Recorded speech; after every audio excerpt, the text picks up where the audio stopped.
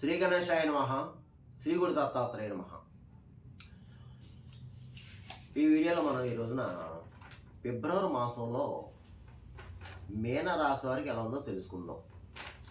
మీనరాశి పూర్వభద్ర 4వ పాదం, ఉత్తరభద్ర 1, 2, 3, 4 పాదాలు, రేవతి 1, 2, 3, 4 పాదాలు మీనరాశిలోకి వస్తాయమ్మా. అయితే ఈ రాశిలో ఉన్న స్త్రీలకి పురుషులకి ఈ ఫిబ్రవరి మాసంలో మిశ్రమ ఫలాలు గోచరిస్తున్నాయి. అంటే కొన్ని పరిస్థితులు అనుకూలంగా, కొన్ని పరిస్థితులు ప్రతికూలంగా ఉంటాయి. అయినా కంగారు పడవద్దనే భావన. ధైర్యంగా ఉండండి, మనోధైర్యంగా ఉండండి, మనోనిబ్బరంగా ఉండండి. ధైర్యాన్ని ఎప్పుడూ కూడా కోల్పోవద్దు. మనోధైర్యాన్ని, మనోనిబ్బరాన్ని కోల్పోవద్దు. ధైర్యంగా అడుగు ముందుకు వేయాలి. అప్పుడు మనం సక్సెస్ అవుతాం. ఇది మాత్రం దయచేసి గుర్తుపెట్టుకోండి. నా వీడియో చూసి వీక్షకులందరికీ కూడా నేను సపోర్ట్ ఇస్తాను. ధైర్యంగా ఉండననే చెప్తాను, నిరుత్సాహపరచను. అలాంటి విషయాలు కూడా నేను చెప్పను. అయితే కుటుంబ సఖ్యత బాగుంది. దంపతుల మధ్య ప్రేమానురాగాలు ఉంటాయి. అయితే అప్పుడప్పుడు చిన్న చిన్న డిస్టర్బ్ అవుతారు, చిన్న చిన్న విషయాలు. ఇది మాత్రం దయచేసి ఎక్కువ పెంచుకోవద్దు. దాన్ని మీరు పెంచుకోవద్దు. అంటే వాదోపవాదాలకు దిగవద్దు అని అర్థం. వాదాలకు దిగిపోయి మాట పట్టి పెరిగిపోయి మాట పెరిగిపోయి ఇంకా విడిపోయే పరిస్థితి వస్తుందన్నమాట. ఎందుకంటే ఎందుకు ఇంతలా వివరించి చెప్తున్నానంటే, మీకు మీనరాశి వారికి ముఖ్యంగా దంపతులు జాగ్రత్తగా ఉండాలని ఎందుకు చెప్తున్నానంటే, మీరు ఏళ్ళనర్సంలో ఉన్నారు ప్రారంభంలో ఏమ్మా. అందుగురించి ఇంత వివరించి చెప్తున్నాను. ఇక నా దగ్గరికి వచ్చి కేసులు, ఫోన్ కాల్స్ అన్నీ ఏలర్స్ అని కేసులు వస్తున్నాయి నా దగ్గరికి. అన్నీ కూడా దంపతులు విడిపోయిన వాళ్ళు, డిస్టర్బ్ అయిన వాళ్ళు, గొడవ పడే వాళ్ళు వస్తున్నాయి. మీరు దయచేసి గుర్తించుకోండి, అర్థం చేసుకోండి, పరిస్థితిని అవగాహన చేసుకోండి. అంతేగాని విడిపోయే స్టేజ్ మాత్రం ఎవరు తెచ్చుకోవద్దు. దయచేసి విడిపోయే స్టేజ్ తెచ్చుకోవద్దు. జాగ్రత్తగా ఉండండి. ఏమైనా సమస్య ఉంటే పెద్దవాళ్ళని సంప్రదించి పెద్దల్లో కూర్చుని సెటిల్మెంట్ చేసుకోండి తప్ప మాట్లాడితే విడిపోతాం. ఇది మాత్రం మైండ్లో పెట్టుకోండి. ఇంత వివరించి చెప్తున్నాను. నా వీడియో చేసి వీక్షకులందరూ కూడా దయచేసి అర్థం చేసుకోండి. అమ్మా, అయ్యా, ప్లీజ్ రిక్వెస్ట్. ఇకపోతే ధనాదాయం బాగానే ఉంది. ధన విషయంలో అదే సమయానికి ధనం చేకూరుతుంది. దాని తగ్గ ఖర్చులు ఉంటాయి. అధిక ఖర్చులు ఏవో వాహన రిపేర్లని, లేకపోతే ఇంట్లో రిపేర్లు ఉంటాయి. శుభమూలక ధనం వ్యయం కూడా అవుతుంది. అంటే శుభమూలక ధన వ్యయం, శుభకార్యాలు పాల్గొనటం, లేదా మీ ఇంట్లోనే శుభకార్యాలు జరగటం, ఇలాంటివి జరుగుతాయి. అలాగే వివాహాది శుభకార్యాలు పాల్గొంటారు. తర్వాత విందు వినోదంలో పాల్గొంటారు. విలాస వస్తువులు కొనుక్కుంటారు, విలువైన వస్తువులు కొనుక్కుంటారు. తర్వాత వాహన యోగం కనిపిస్తుంది. పాత వాహనం ఏమి కొత్త వాహనం, లేదా డైరెక్ట్గా కొత్త వాహనం కొనుక్కోవడం జరుగుతుంది.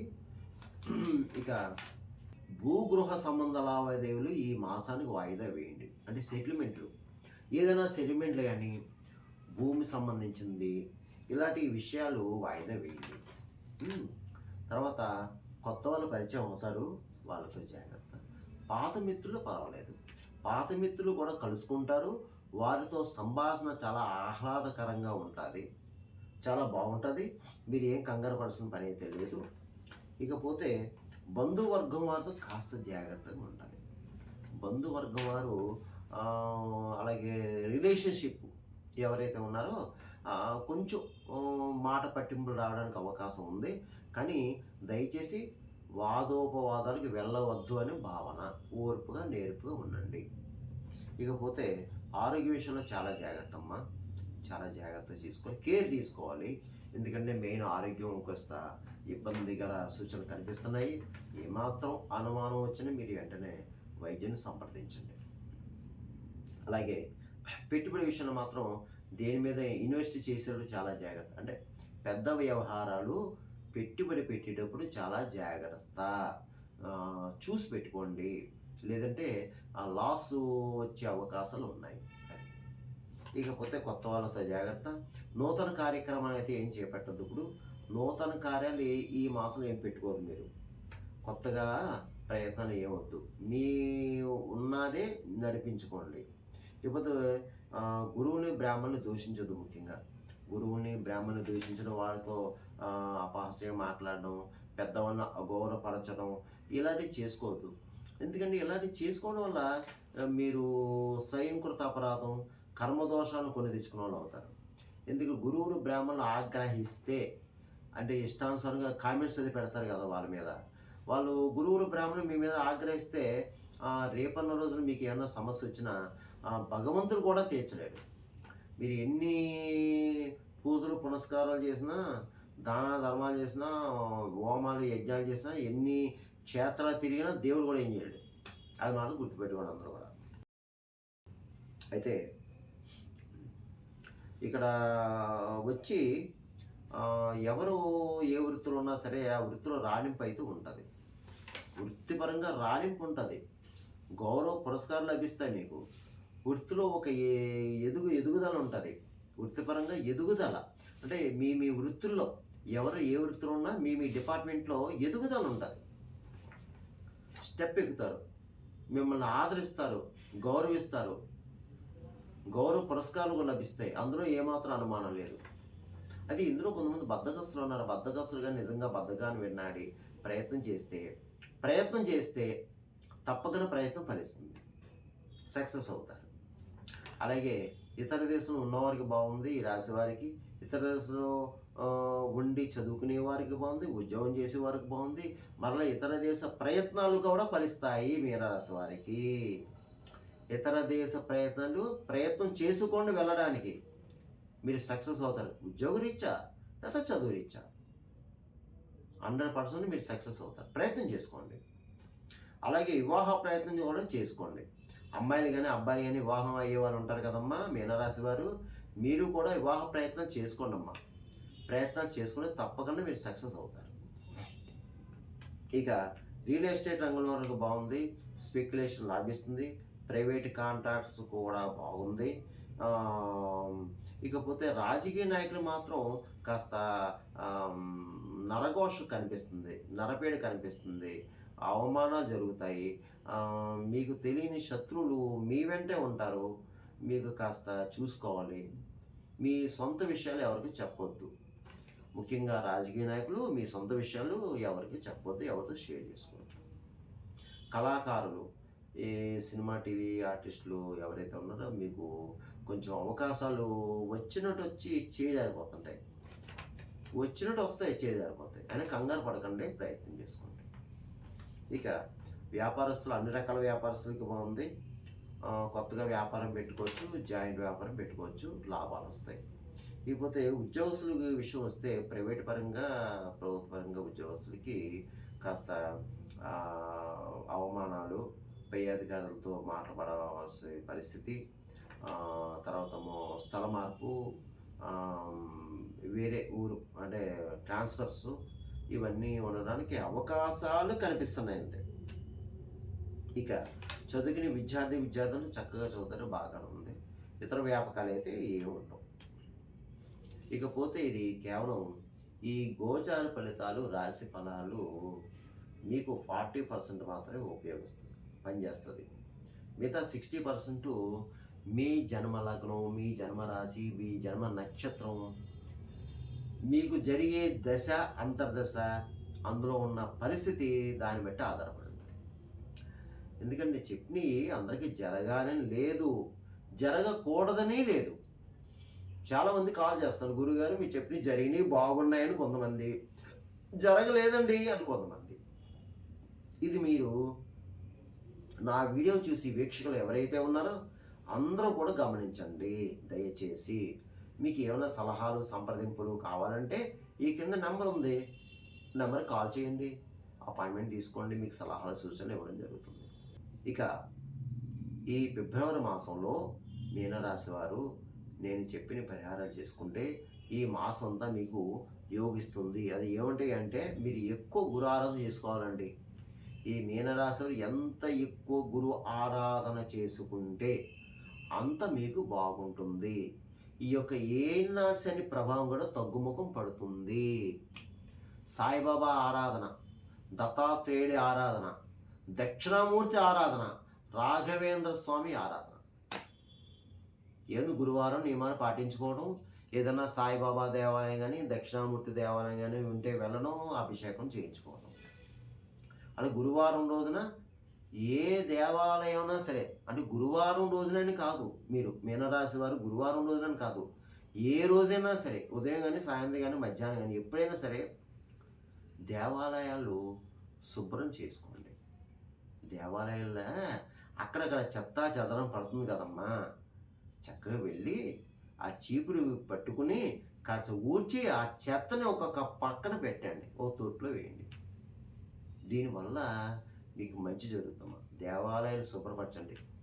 బాబా దేవాలయం అవనండి, శివాలయం అవనండి, విష్ణాలయం అవనండి, ఆంజనేయ స్వామి గుడి అవనండి, ఏ దేవాలయం సరే, ఏ చిన్న దేవాలయం అయినా పర్లేదు, కాస్త అక్కడ సేవ చేయండి, శుభ్రం చేయండి, మీకు భగవంతుడికి ఆశిస్తుంటారు. సరే, అలా చేయలేని వారు ఆ దేవాలయంలో పనిచేసి ఉంటారు కదమ్మా, స్త్రీలు పురుషులు పని చేసే వాళ్ళు ఉంటారమ్మా, వారికి ఎంతో కొంత కనీసం ఒక పూట భోజనానికి డబ్బులు ఇవ్వండమ్మా. దేవాలయంలో పనిచేసే వాళ్ళకి ఒక పూట భోజనానికి డబ్బులు ఇవ్వండి చాలు. ఇకపోతే వీలైతే మీరు ఒక గురువారం రోజున శివాలయంలో అభిషేకం చేయించుకోండి. ఒక గురువారం రోజున శివాలయంలో అభిషేకం చేయించుకోండి. ఇంకా ఎక్కువ బాధపడేవారు, సకల శత్రు రోగ రుణ బాధలు బాధపడేవారు ఒక పౌర్ణమి రోజున చండీహోమం చేయించుకోండి. అమ్మవారి దేవాలయంలో చండీహోమం చేయించుకోండి. వీలైతే మీరు గురు దేవాలయాలు దర్శించుకోవడం ప్రయత్నం చేయండి. వీలైతే షిరిడీ వెళ్ళండి అమ్మ, అది గురువారం రోజునే షిరిడీ బాబా దర్శనం చేసుకునేలాగా, గురువారం రోజునే బాబావారి దర్శనం అయ్యేలాగా షిరిడీ వెళ్ళండి. లేదంటే దత్తాత్రేయ స్వామి గాన్గాపురం వెళ్ళండి, లేదా మా పిఠాపురం రండి, దత్తాత్రేయ స్వామి దగ్గర దర్శించుకోండి. గురువారం రోజున అక్కడే అభిషేకం చేయించుకోండి. అక్కడే అన్నదానం ఉంటుంది, అక్కడే అన్నదానం కాస్త అన్నప్రసాదం తినండి చక్కగాని. అలాగే ప్రతిరోజు గురు స్తోత్రాలు చదువుకోండి, దత్తాత్రేయ చరిత్ర చదువుకోండి, ఏదో కనీసం ఒక్కొక్క అధ్యాయం చదువుకోండి అమ్మా. గురు చరిత్ర చదువుకోండి, చక్కగా అర్థమవుతుంది. ఎక్కిరాల భరద్వాజామాస్తారాసుడి గురు చరిత్ర చదువుకోండి, ఒక్కొక్క అధ్యాయం చదువుకోండి అమ్మా. రోజు చదువుకోండి ఒక్కొక్క అధ్యాయం, ఉదయం కానీ సాయంత్రం కానీ. మీకు గురుబలం ఉంటుంది, ఏనాటి శని ప్రభావం తగ్గుతుంది మీకు చక్కగాని. అలాగే గోవుకి ఆహారం పెట్టండి, ముఖ్యంగా గురువారం గడ్డి పెట్టండి వీలైనప్పుడు. లేదని ముఖ్యంగా గురువారం నియమాలు పాటించుకోమన్నాను కదా, గురువారం గడ్డి పెట్టండి గోవుకి. మహాలక్ష్మీదేవి, గోవులు 30 కోట్ల మంది దేవతలు ఉంటారు. కాకులకి తీపన్నం పెట్టండి, కాకులున్న ప్రదేశంలో. పిచ్చుకలు ధాన్యం వేయండి, పావురాలకి జొన్నలు వేయండి, కుక్కలకి బిస్కెట్లు బ్రెడ్ పెట్టండి.